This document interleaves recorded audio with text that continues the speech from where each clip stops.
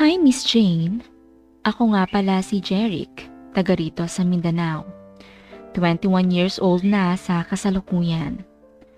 Ang kwentong aking ibabahagi ay hindi ko masasabing tama ang aking mga ginawa. Maaring husgahan niyo ako dahil rito pero ayos lang. Likas naman talaga sa mga tao ang maging mapanghusga kahit pa sila mismo ay marami din namang ginagawang mali. Ang point ko lang rito, masaya ako at masaya si Mama sa ginagawa namin. Simulan ko na po ang kwento. Dalawa kaming magkapatid. Babae ang panganay at ako ang bunso. Ulila na rin kami sa ama, kaya ang nanay naming si Marife na lang ang kasama namin sa buhay. Ayon pa sa kwento ng aking ina, ang aking ama ay maingay na tao. Palangiti, palabati, at madaling makahanap ng mga kaibigan. Madiskarte rin ito sa buhay at may pinag-aralan. Kabaliktaran naman ito ng aming ina. Mahiyain si Mama, tahimik at bihirang makipag-usap sa ibang tao. Noong mag-asawa sila, ay bata pa si Mama ko. Nasa 18 pa lang siya noon at agad silang nagkaanak noong sila ay ikasal. Dahil sa pagiging madiskarte ng aking ama, kaya mabilis siyang nakapundar ng bahay na siyang tinitirhan namin hanggang sa kasalukuyan. Tapos may naitayo rin siya na isang apartment na up and down sa bandang bayan. 2 unit sa taas, 2 unit sa ibaba. Kaya ibig sabihin, 4 na unit ng apartment ang pinapaupahan namin na siyang naging pinangtustos namin sa aming pangangailangan. Mahigit 1 taong gulang pa lang raw ako noon nang nagpaalam si Papa na aalis. Magti-tripping daw. Nag-aahente rin kasi si Papa sa pagbebenta ng mga for sale na bahay at lupa. Pero sa kasamaang palad, noong papauwi na kinagabihan ay nasangkot ang kotseng kanilang sinasakyan sa isang aksidente. Inararo sila ng isang malaking trailer truck at nahulog pa ang kotse sa bangin. Kaya silang 4 na mga sakay ng kotseng iyon ay pare-parehong dead on the spot. Sobrang nalungkot noon si Mama. Paanong hindi? Wala naman kaming malapit na kamag-anak. Pinuntahan naman kami ng mga kamag-anak ni Papa para matulungan sa pag-aasikaso ng libing. Pero after noon ay nagsibalik na rin sa kanilang mga probinsya. Kaya masasabing si Mama na lang ang nagtaguyod sa amin ni Ate at nagpalaki gamit ang perang tinatanggap niya mula sa renta ng 4 na unit na apartment. Kahit papaano ay naging maayos ang aming pamumuhay. Nakapag-aral kami pareho ng ate ko. Nabibili ang mga kailangan namin. Pero hindi ang kasama na luho. Basic needs kumbaga. Matipid rin kasi si Mama sa pera, lalo at palagi niyang sinasabi sa amin na kailangan naming tipirin ang income ng apartment dahil wala naman siyang alam na hanap buhay. Yun lang ang tangi naming inaasahan. Tama din naman siya. Hanggang sa sumapit ang panahong nasa kolehiyo na si Ate. Lumayo siya sa amin dahil iyong kursong nursing na gusto niya ay doon niya kukunin sa kabilang bayan. Malayo sa amin kung magko-commute siya araw-araw, kaya mas mabuting mag-boarding house na lang siya roon. Kami ni Mama ang naiwan na magkasama sa bahay. Napapansin ko na tuwing merong napapadaan na mag-asawang sweet sa harapan ng bahay namin, ay palagi niyang sinasabing ganoon rin daw ka-sweet si Papa. At miss na miss niya na ito. Pero kahit wala na si Papa, ay nararamdaman niya pa rin daw ang presensya nito na naroon lang at binabantayan kami. Kaya naman nalulungkot rin ako para kay Mama, dahil mukhang hindi pa siya nakaka-move on. Ilang beses kong nakitang may mga lalaking nag-attempt na makilala o makipagkaibigan sa kanya, pero hindi niya iyon pinapansin. Palaging sinasabing may gagawin siya sa loob kaya wala siyang time makipag-usap. Siya nga pala ang mama ko ay nasa 40 years old na, pero hindi iyon halata sa kanyang kutis at pagmumukha. Paano ba naman kasi ay may dugong Kastila at Kano ang mga magulang niya, kaya napakaputi niya. Maganda rin ang mukha at hubog ng katawan. Gifted rin ito sa bagay na iyon dahil kapag masasalubong mo siya ay iyon ang una mong mapapansin. Lalo at maliit ang kanyang bewang at makurba ang balakang, kaya pansinin talaga. Kahit ako na anak niya ay medyo na-appreciate yon, lalo na noong nasa 3rd year college na ako. Isang araw noon, pagkagaling ko sa school ay nagmamadali akong pumasok dahil naiihina ako. Nakakailang katok na ako sa pinto pero walang nagbubukas. Kaya naisip ko na baka umalis si mama at may binili lang sa palengke. Inilabas ko na ang aking susi at pumasok na sa bahay. Inihagis ko lang ang aking bag sa sala at dumiretso sa banyo. Pagkabukas ka noon, ay natulala ako noong makitang masarap ang paliligo ni mama. Nakatingala pa siya sa shower habang ini-enjoy ang patak ng tubig sa kanyang mukha habang nakapikit. Kaya naman nagkaroon ako ng mahabang panahon para matitigan ang magandang tanawin sa aking harapan. Nagulat na lang ako nang sabihin niyang, "Ay, kabayo! Ikaw pala anak! Bakit ka narito?" Sabi ko naman, "Kanina pa ako katok ng katok sa gate mo eh. Ihing-ihi na po ako." Sabi niya naman, "Di umihi ka dyan. Pagkatapos mo ay iabot mo sa akin ang tuwalya na nakasampay sa upuan sa labas." Wika niya at pumaling sa kabilang direksyon at nagpatuloy sa paliligo. Kaya likurang bahagi niya lang ang nakikita ko. Perpekto talaga ang kurba ng aking ina, parang dalaga. Palibhasa, napakatagal na panahon na magmula noong mawala si Papa. Kaya masasabing walang nakikinabang sa mga magagandang bagay na meron siya.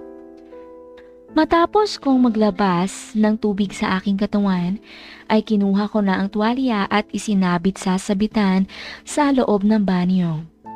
Tapos umakyat na ako sa kwarto para magbihis. Narinig kong sabi ni mama sa baba, "Anak, halika na sa baba at sabay na tayo mananghalian. Hindi pa kasi ako kumakain."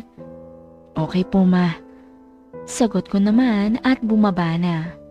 Nakasuot lang noon si mama ng manipis na sando habang may tuwalyang nakapulupot sa kaniyang ulo.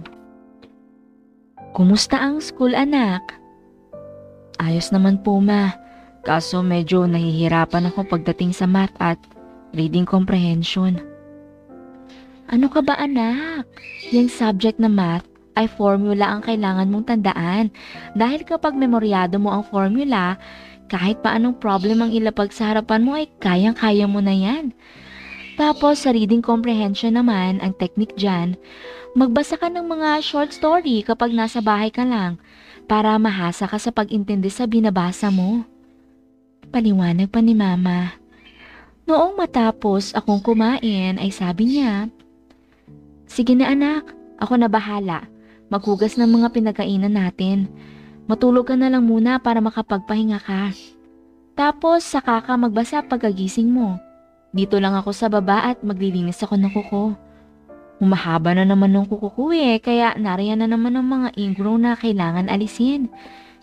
Wika niya, tapos tumayo na ako at nagpunta sa kwarto.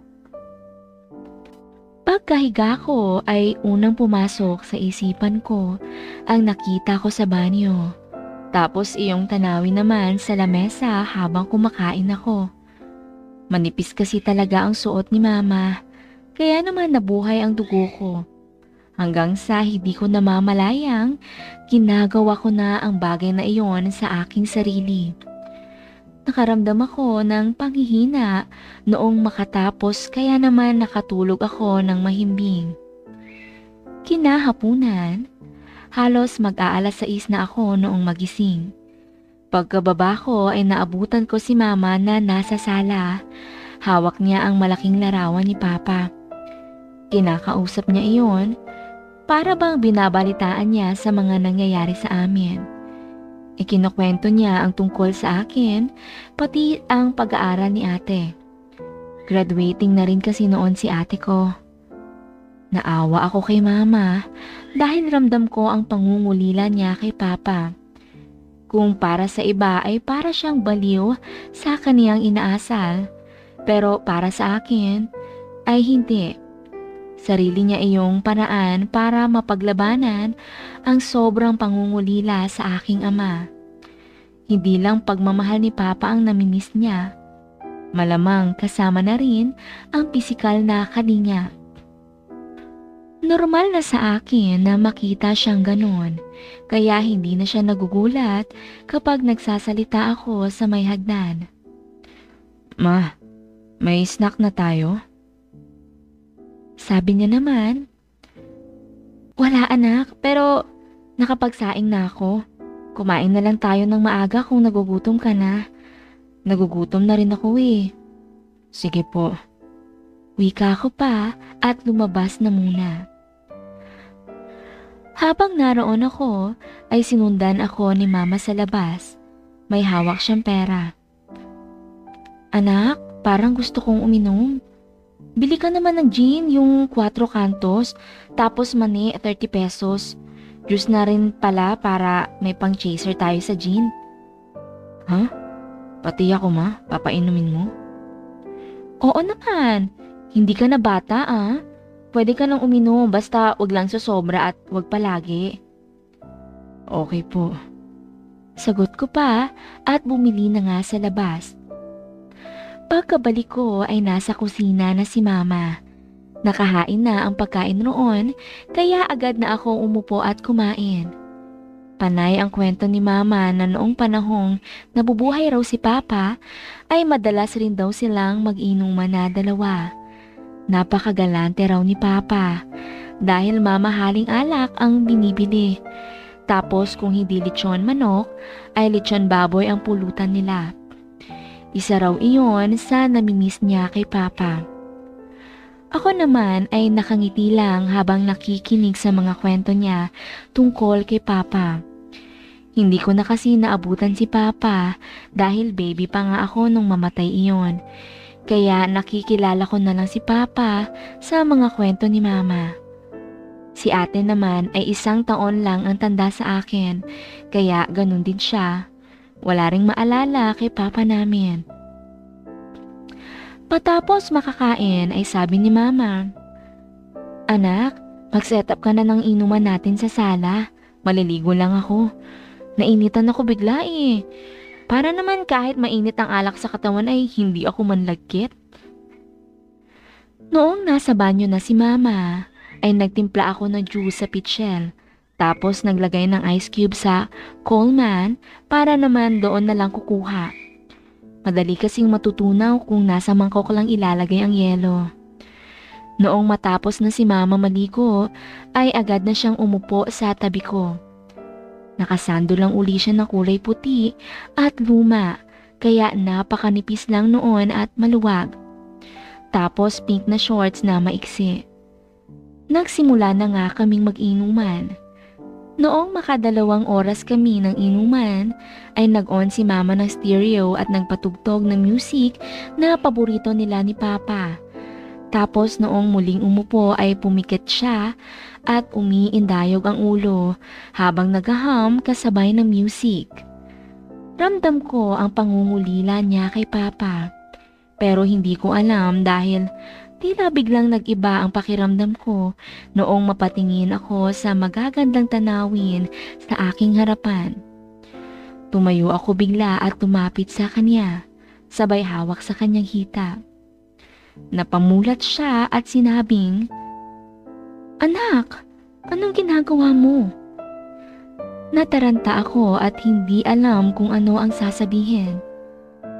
Naalala ko na kamukhang kamukha ko raw si Papa at parang younger version niya ako, kaya iyon ang naisip kong idahilan. Sabi ko, Marife, ako ito si Roland. Matagal ko nang naririnig ang mga sinasabi mo na gusto mo kong makasama. Pero hindi ko alam kung papaano. Hanggang sa makita ko ngayon si Jeric. Dahil sa lasing siya, kaya maaari kong pasukan ng kanyang diwa at sumapi sa katawan. Tulog ang diwa niya ngayon sa katawan niya. Sabi niya naman, Roland, ikaw ba talaga yan? Oo, mahal ko. Ako nga ito. Magmadali ka.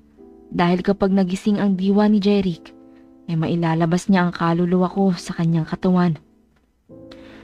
Ano bang gusto mong gawin natin? Tanong ni Mama. Eh di, yung bagay na matagal mo nang pinagdarasal na maranasan uli. Sagot na kunyari ako si Papa.